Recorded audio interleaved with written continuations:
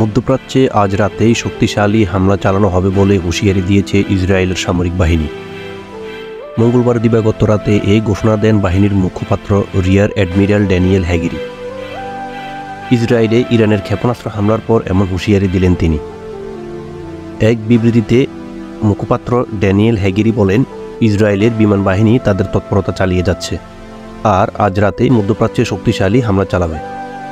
গত বছর জুড়েই এই অঞ্চলে এমন হামলা চালানো হচ্ছে। মঙ্গলবার রাতে ইসরায়েলে ইরানের ক্ষেপণাস্ত্র হামলা নিয়েও কড়া কথা বলেছেন সামরিক বাহিনীর এই কর্মকর্তা। এর প্রতিশোধ নেওয়া হবে বলে প্রতিশ্রুতি দিয়েছেন তিনি। বলেছেন, মধ্যপ্রাচ্যকে সংঘাতের দিকে ঠেলে দিচ্ছে তেহরান। হ্যাগিরির এই হুঁশিয়ারির আগে ইসরায়েলি ভূখণ্ড লক্ষ্য করে 180টির মতো ক্ষেপণাস্ত্র ছোড়ে ইরান। এই হামলায় তাৎক্ষণিকভাবে হতাহতের কোনো খবর পাওয়া যায়নি। তবে দেশে জরুরি অবস্থা ঘোষণা করে ইসরায়েল সরকার। নেওয়া হয়েছে নিরাপত্তা সংক্রান্ত নানা ব্যবস্থা। লেবাননে ইসরায়েলি বাহিনীর চলমান হামলার মধ্যে ইরান ইসরায়েলেও হামলা চালানো। গত সোমবার লেবাননের দক্ষিণাঞ্চলে স্থল অভিযান শুরু করে ইসরায়েল। পাশাপাশি ব্যাপক বিমান হামলা চালায়। হামলায় সোমবার একদিনে লেবাননে 95 জন নিহত হয়েছে।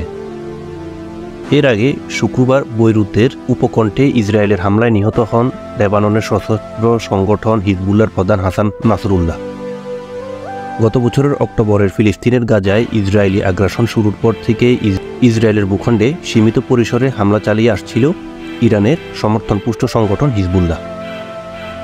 ইসরায়েলও পাল্টা জবাব দিচ্ছিল। গত 17 সেপ্টেম্বর থেকে লেবাননে হামলা জোরদার করে ইসরায়েল।